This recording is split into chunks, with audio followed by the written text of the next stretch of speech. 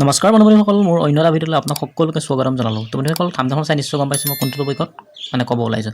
হয় বন্ধুসকল, যদিহে আপোনালোকে অসম পুলিচৰ এপ্লাই কৰিব বিচাৰে তেনেহ'লে আপোনালোকে কেনেদৰে এপ্লাই কৰিব এইটো যে আপোনালোকে এই ভিডিঅ'টোৰ পৰা গম পাই যাব। তো ভিডিঅ'টো শেষলৈকে চাই যাওক।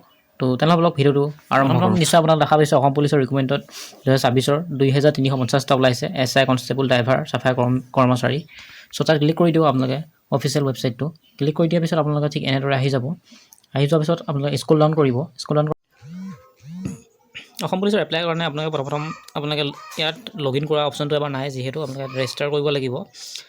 ৰেজিষ্ট্ৰেশ্যন কৰিবৰ কাৰণে আপোনালোকে প্ৰথম আপোনাৰ নাম দিব, তাৰপিছত যদি মিডল নাম আছে মিডল নাম দিব, তাৰপিছত লাষ্ট নাম দিব, তাৰপিছত আপোনাৰ ফাদাৰ নেম, মাদাৰ নেম ভালকৈ আধাৰ কাৰ্ডৰ মতে চাই ল'ব, তাৰপিছত ফোন নম্বৰ দিব, তাৰপিছত এমপ্লয়মেণ্ট এক্সচেঞ্জ নম্বৰটো দিব। এমপ্লয়মেণ্ট এক্সচেঞ্জখন যদি আপডেট কৰা নাই আপডেট কৰি ল'ব। তাৰপিছত হাই স্কুল এফিচন যি হয় তাত দিব, পাৰ্মানেণ্ট ডিষ্ট্ৰিক্ট দিব, জেণ্ডাৰ দিব, কেটেগৰী দিব, তাৰপিছত আপোনালোকে যোনটো তাৰপিছত ৰেজিষ্টাৰটোত ক্লিক কৰি দিব। তাৰপিছত OTP এটা আহিব। তাৰপিছত OTP এটা আহিব, তাৰ OTP দি দিব। দিয়াৰ পিছত আপোনাৰ যোনটো ৰেজিষ্ট্ৰেশ্যন হয় ৰেজিষ্ট্ৰেশ্যনটো ধৰি লওক হৈ যাব। হোৱাৰ পিছত আপোনালোকৰ এটা এপ্লিকেশ্যন আহি যাব নম্বৰ, সেই নম্বৰটো আপুনি দি পেলাই আপুনি লগইন কৰিব লাগিব। চ' আপুনি ইয়াত দি পেলাই আপুনি ক্লিক কৰি পেলাই কপি কৰি ল'ব। কপি কৰি আপুনি গো টু লগইন অপশ্যনটো আপুনি ক্লিক কৰি দিব। তাৰপিছত আপোনাৰ নাম চাম আৰু আপোনাৰ যি আছে সকলোবোৰ এনেকৈ আহি যাব, শ্ব' কৰি দিব। তাৰপিছত আপোনালোকে ইয়াত দিব লাগিব আপোনালোকৰ আপুনি যোনটো ৰিলিজন হয়, চ' ৰিলিজন চেক কৰি দিব। তাৰপিছত আপোনালোকে দিব লাগিব আপোনালোকৰ এড্ৰেছ, আপোনালোকৰ যোনটো এড্ৰেছ হয় আধাৰ কাৰ্ডৰ মতে, চ' ইয়াত ফিল আপ কৰি দিব। ফিল আপ কৰি পেলাই আপোনাৰ যোনটো আপোনাৰ যোনটো ডিষ্ট্ৰিক্ট হয় সকলোবোৰ ভালদৰে চাই ল'ব। চাই লৈ পেলাই আপোনালোকে ফিল আপ কৰি দিব। মই সকলোবোৰ ফিল আপ কৰি দিওঁ বাৰু। তাৰপিছত আহিছে যে আপোনালোকে অপশ্যন আহিছে কুৱেশ্যন, তাত আপোনাৰ যদি য়েছ হয় চ' য়েছ দিব, যদি নহয় ন' মাৰিব। কাৰণ সেইখিনি যে NCC আছে তাত NCC দিব, যোন চাৰ্টিফিকেটত আপলোড দিব লাগিব। যিহেতু মোৰ নাই চ' মই ন' কৰি দিছোঁ। তাৰপিছত আপোনালোকে ছেভ এণ্ড নেক্সটত ক্লিক কৰি দিব। ঠিক এনেদৰে ছাকচেছ আহি যাব। তাৰপিছত ঠিক এনেদৰে আপোনালোকৰ এখন অ'পেন হৈ যাব, যোনখন আপুনি এপ্লাই কৰিবৰ কাৰণে। চ' আপোনালোকে প্ৰথম আপোনালোকে দিব লাগিব, কাৰণ আপুনি যোনখন ধৰি লওক আপোনাৰ বৰ্ডৰ হয়, যোনটো HSLCৰ মানে মেট্ৰিকৰ। তাৰপিছত আপোনাৰ ৰোল নম্বৰটো দিব চাই লৈ পেলাই। দিয়াৰ পিছত আপোনালোকে দেখা পাইছে যোনটো আপোনালোকৰ এডিশ্যনেল যদি আছে কিবা দিব পাৰে। যিহেতু মোৰ গ্ৰেজুৱেশ্যন হয় চ' মই গ্ৰেজুৱেশ্যনৰ চব সকলোবোৰ এনেকৈ দি লৈছোঁ। দি কৰি লোৱাৰ পিছত আপোনাৰ যোনটো হৈছে ছেভ এণ্ড নেক্সট অপশ্যনটো, চ' অপশ্যনত তাত আপুনি ক্লিক কৰি দিব। ক্লিক কৰি দিয়াৰ পিছত ঠিক এনেদৰে আপোনালোকে আহি যাব পাছপোৰ্ট চাইজৰ photo, signature, certificate and age proof. তাৰ কাৰণে আপোনালোকে এডমিট কাৰ্ডখন দিলে হ'ল মেট্ৰিকৰ। তাৰপিছত দিব লাগিব এমপ্লয়মেণ্ট এক্সচেঞ্জ ৰেজিষ্ট্ৰেশ্যন কাৰ্ডখন। যদিহে আপোনালোকে সেইখন ৰিনিউল কৰা নাই ৰিনিউল কৰি ল'ব, বা যদি আপোনালোকে কোৱালিফিকেশ্যন আপডেট কৰিব বিচাৰিছে তেওঁলোকে কৰি ল'ব। তাৰপিছত আপোনালোকে এপ্লাই কৰিব। তাৰপিছত দেখা হৈছে যে আধাৰ কাৰ্ডখন দিব লাগিব। তাৰপিছত দেখা হৈছে যে পাৰ্মানেণ্ট ৰেচিডেণ্ট চাৰ্টিফিকেট, যদিহে আপোনালোকৰ আছে তেনেহ'লে দিব, যদি নাই নালাগে দিবলৈ। তাৰপিছত কেটেগৰী আছে, যদি কাষ্টখন হৈছে কাষ্টখন দিব লাগিব। আপোনালোক ডিজিটেলখন দিলে ভাল হয়, চ' ডিজিটেলখন দিব। তাৰপিছত আপোনালোকে পাছ চাৰ্টিফিকেট আৰু মাৰ্কশ্বিট এখন কম্ব কৰি পেলাই দিব লাগিব এটা PDFতে, মানে 200 KB ভিতৰত। যদি PDFতে কেনেকৈ কৰিব লাগে নাজানে মোক কমেণ্ট ছেকশ্যনত জনাব, মই আপোনালোকক এটা ভিডিঅ' দি দিম বা আপোনালোকৰ লিংক দি দিম, তাৰ পৰা আপোনালোকে ডাইৰেক্ট কৰিব পাৰিব। বাকী এতিয়া মই সেইখিনি ভালদৰে চাই কৰি লৈ আপুনি আপলোড দিওঁ। তাৰ কাৰণে আপোনালোকে প্ৰথম চাই ল'ব ইছ্যু ডেটবিলাক। বহুতো কনফিউজ হৈছে, কিছুমানৰ এডমিট কাৰ্ডৰ ইছ্যু ডেট আহি গৈছে। চ' এডমিট কাৰ্ডৰ ইছ্যু ডেটৰ কাৰণে আপোনালোকে যোনটো এপ্লাই কৰিছিলে ধৰি লওক এক্সাম সময়ত যোনটো ডেট আহিছিলে, চ' এক্সাম সেইটো ডেট দি দিব। বাকী পাছপোৰ্ট চাইজৰ ফটোৰ কাৰণে আপোনালোকে ভাই ল'ব 450 KB ভিতৰৰ আণ্ডাৰ দিব লাগিব আপোনালোকে। JPG ছিগনেচাৰো আপোনালোকে গম পাইছে, যদি নাজানে মোক কমেণ্ট ছেকশ্যনত জনাব, মই কৈ দিম। তাৰপিছত আপোনালোকে ভালদৰে চেক কৰি ল'ব বা ভিউ কৰি হৈছে নাই ভালকৈ এবাৰ চাই ল'ব। তাৰপিছত ঠিক এনেদৰে এটা পেজ খোল খাই যাব। পেজটো খোল খোৱাৰ পিছত আপোনালোকে স্ক্ৰল ডাউন কৰিব। স্ক্ৰল ডাউন কৰাৰ পিছত আপোনালোকে ঠিক এনেদৰে আপোনালোকে দেখা পাব। মই আপোনালোকক দেখাই দিছোঁ। বাকীখিনি দেখাব নোৱাৰি, যিহেতু বিলাৰ কৰি দিব লাগিব, নহ'লে গাইডলাইন লাগি যাব পাৰে ন। চ' দেখা পাইছে আপোনালোকে ইয়াত দেখিছে গ্ৰেজুৱেশ্যন চাৰ্টিফিকেট যিহেতু ছাবমিট কৰা হৈছে, আপুনি ভিউ কৰি চাব পাৰে।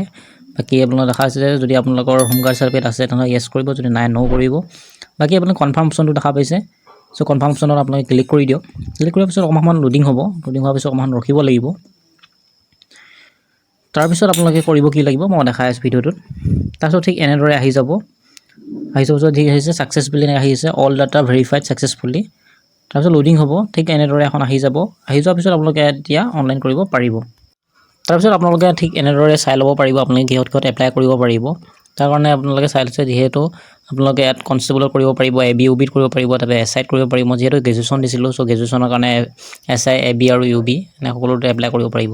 তো এপ্লাই কৰিবৰ কাৰণে আপোনালোকে যোনটো এপ্লাই অপশ্যনটো আছে তাত ক্লিক কৰি দিব। ক্লিক কৰি দিয়াৰ পিছত ঠিক এনেদৰে আহি যাব। আহি যোৱাৰ পিছত আপোনালোকে দেখা পাইছে যে do have you certificate for your register VDP member যদি আপোনালোকে VDP মেম্বাৰৰ চাৰ্টিফিকেটখন আছে তেনেহ'লে আপুনি য়েছ কৰি আপুনি আপলোড কৰি দিব সেইটো ঠিক 200 KB ভিতৰত দিব লাগিব যেহেতু মোৰ নাই চ' মই ন' কৰি দিছোঁ বাকীবোৰ এনে ভালদৰে মানে চাই ল'ব যদি আছে চ' য়েছ কৰিব যিহেতু মোৰ নাই চ' মই ন' কৰি গৈছোঁ যদি থাকে আপোনালোকে 200 KB ভিতৰত আপোনালোকে PDF-টো আপলোড কৰি দিলে হ'ল বাকী এতিয়া আপোনালোকে মই দেখাই দিছোঁ যেহেতু মোৰ নাই চ' মই ন' কৰি দিছোঁ ন' কৰি পেলাই মই এতিয়া আপোনালোকক দেখাই দিওঁ যদি আছে য়েছ কৰি আপোনালোকে আপলোড কৰি দিব দিয়াৰ পিছত আপোনালোকৰ সেভ এণ্ড যোনটো নেক্সট অপশ্যনটো দেখা পাইছে সেভ এণ্ড প্ৰচেছড চ' তাত ক্লিক কৰি দিব ক্লিক কৰি দিয়াৰ পিছত অমাহ মই ৱেইট কৰিব লাগিব ৱেইট কৰাৰ পিছত আপোনালোকক মই দেখাই দিছোঁ তাৰপিছত আপোনালোকে দেখা পাব কনষ্টেবল UB আৰু কনষ্টেবল AB যি কাৰণে আপোনালোকে যোগ্য হয় তাৰ আপোনালোকে ঠিক এনেদৰে দেখা পাব আপুনি যিকোনো নহয় এটা সিলেক্ট কৰিব পাৰিব এইটো নহয় যে আপোনালোকে এটাই সিলেক্ট কৰিব পাৰিব দুইটা পাৰিব আপোনাক মই দেখাই দিওঁ প্ৰথম আপোনালোকে যোনটো মই যেহেতু AB সিলেক্ট কৰিছোঁ প্ৰথম চ' ABত আপোনালোকে ক্লিক কৰি দিব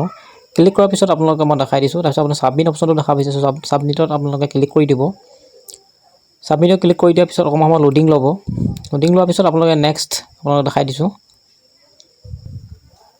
তাৰপিছত আপোনালোকে নেক্সট যোনটো সিলেক্ট অপশ্যনটো হয় তাত ক্লিক কৰি দিব ক্লিক কৰাৰ পিছত আপোনালোকে কনষ্টেবল UB চ' তাত সিলেক্ট কৰি সাবমিট কৰি দিব দেখা পাইছে তাৰপিছত আপোনালোকে তললৈ স্ক্ৰল ডাউন কৰিব কৰি পিছত আপোনালোকে সেভ এণ্ড প্ৰচেছ অপশ্যনটো দেখা পাইছে চ' তাত আপোনালোকে ক্লিক কৰি দিব তাৰপিছত আপোনালোকে ৱেইট কৰিব অলপ ৱেইট কৰাৰ পিছত আপোনালোকৰ এটা নতুন পেজ খোল খাই যাব ঠিক এনেদৰে তাৰপিছত আপোনালোকে ফাইনেল কনফাৰ্মত ক্লিক কৰি অ'কে বটনত ক্লিক কৰি দিব ক্লিক কৰাৰ পিছত আপোনালোকে OTP এটা আহিব চ' আপোনালোকে ইয়াৰ OTPটো দিব লাগিব দি পেলাই সাবমিটৰ ক্লিক কৰাৰ পিছত আপোনালোকৰ যোনখন এপ্লাই ডাউনলোড একনলেজমেণ্ট নংটো হয় যোনখন শ্লিপ হয় চ' শ্লিপখন আপোনালোকে তাত ক্লিক কৰি আপোনালোকে ডাউনলোড কৰিব পাৰিব চ' বন্ধুসকল মই ঠিক যেনেদৰে আপোনালোকক দেখাই দিলোঁ এপ্লাই কেনেদৰে কৰিব লাগে ঠিক আপোনালোকে যোনবিলাকৰ কাৰণে এলিজিবল হয় ঠিক তেনেদৰে আপোনালোকে এপ্লাই কৰিব পাৰিব চ' আজি ভিডিঅ'টো ইমানতে সমাপ্ত কৰিলোঁ যদি আপোনালোকে ভিডিঅ'টো চাই ভাল পালে এটা লাইক কমেণ্ট আৰু লগৰ বন্ধুসকললৈ শ্বেয়াৰ কৰিব নাপাহৰিব যদি চেনেলটো নতুনভাৱে আহিছে চেনেলটো ছাবস্ক্ৰাইব এই কাৰণে কৰিব যাতে এনেধৰণৰ ইনফৰমেশ্যন ভিডিঅ' আপোনালোকে পাই থাকে আৰু যদি আপোনালোকে